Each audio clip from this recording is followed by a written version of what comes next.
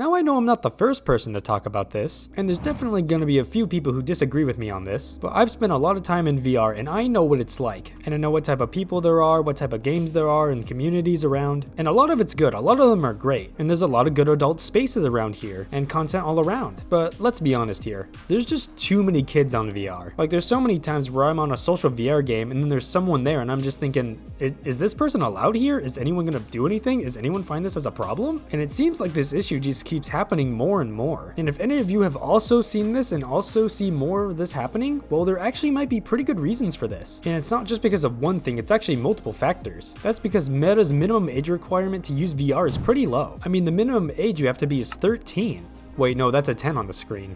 Wait, hold on. Let me look at this. Oh yeah, that's right. It's because in June 2023, they changed the age requirement from 13 down to 10 years old. Now that seems kind of odd. Why would Meta do this? Why would they change the age requirement? What was wrong with 13? Now, I know I may just be putting on my tinfoil hat here, but what game came out a little before this change and became really big and super popular? That's right, I'm of course talking about Gorilla Tag. Gorilla Tag came out on the MetaQuest store on December 15th, 2022. And ever since it came out, this game has just exploded in popularity and is one of the most successful VR games by far. And there are definitely a lot of younger people who play this game. If you get on it right now, it'll be pretty easy to find someone. And I bet that Meta saw this and understood that that was the main player base on their most successful game, because they probably realized who is most likely to go be in VR and just spend most time in VR and not have any responsibilities and just continue playing. That's right, people who are kids, who are younger, because it's not like they have a job or anything. The most things that they have to worry about is what they're learning about in class or when supper's ready. So then if they lower the age range, that makes it so more people can get into VR and more people can play these games. I don't think it was strictly Gorilla Tag, but I really believe that the popularity of Gorilla Tag and just that whole thing in general was one of the main factors why they lowered the age requirement from 13 to 10. I mean, from a business standpoint, it makes complete sense. The more people who are in it, no matter who it is, the more VR grows. And yeah, this decision definitely makes it so kids are less safe on VR, but I'm pretty sure most parents just don't care about the age limit and they're just gonna give their kid a headset anyways. It's just, I don't like the idea that Meta is just now encouraging it at this point, because of what I'm really worried about is just more children being on more VR social games like VR Chat and Rec Room, because there are definitely some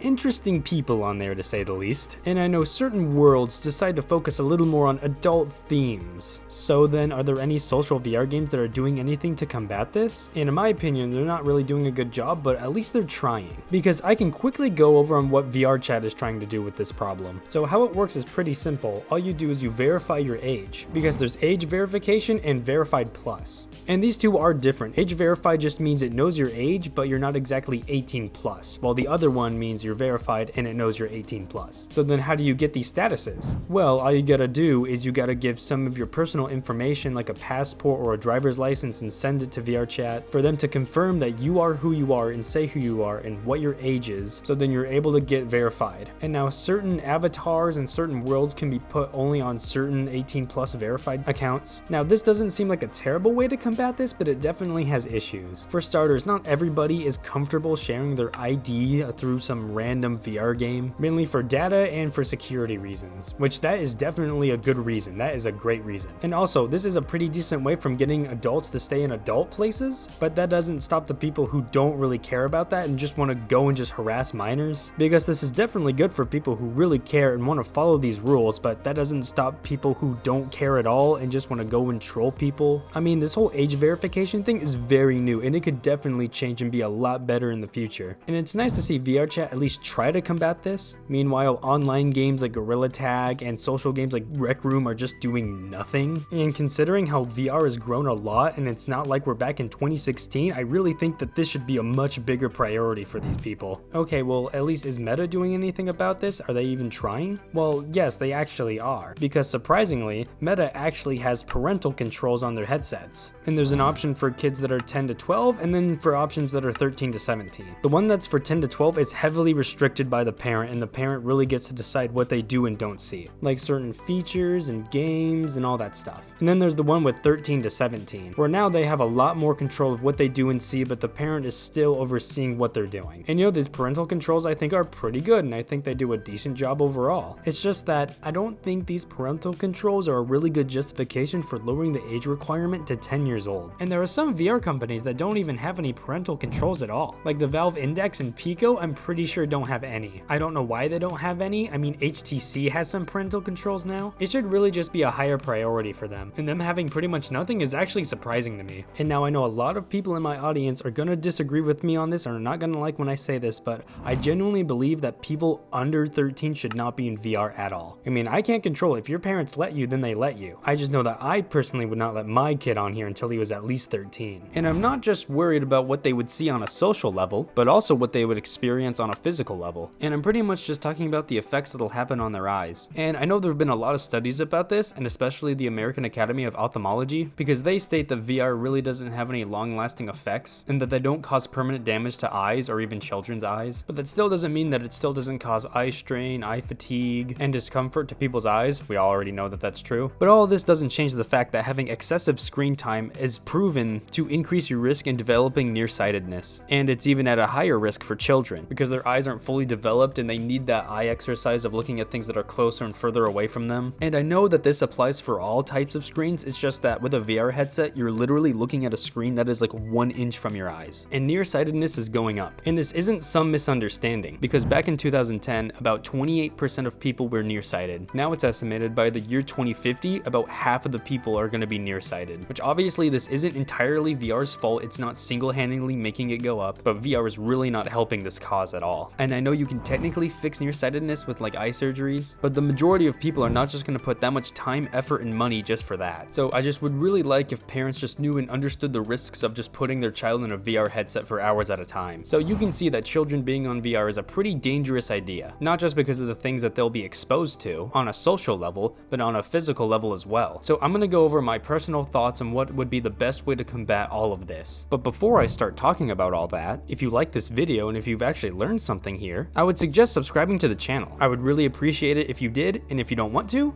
that's fine. But you wouldn't just be missing my videos, you'd be missing my streams as well, just to make sure you knew what you'd be missing. Now back to talking about my solution. Now my solution is a pretty simple one, but it is definitely easier said than done. There is one thing that would help so much about this problem, and all it is that parents just need to be more involved in VR and knowing and understanding what content their children is consuming. I mean, they have a lot of tools to help with this, but it seems like most parents just don't care at all. It's like they just put their headset on a kid and it's almost like daycare for them. And now that is just very lazy and pretty bad parenting to me. They just need to understand how dangerous it is to put their kid in VR. And they should also limit their kids' time on VR very wisely, because having a kid in VR for hours at a time in a day is just unhealthy. And sure, I really like these social games trying to like combat all this, but there's only so much they can really do. And at the end of the day, it really just comes down to the parents and what they show and what they don't show. I just wish more parents cared about this whole topic, because I understand a lot about VR. I understand the dangers and risks to it, because what is common to me may be foreign for someone else. And it's their job to find a good balance between restricting and freedom with VR with their kids. And if you're a kid and your parents let you have a lot of free range on VR, then there's not much I can do. I'm not your parent, so just keep going if you want. But just make sure to be safe when you're on VR, because it can get pretty hectic. I've seen a lot of crazy stuff in my day, I'll tell you that much. So pretty much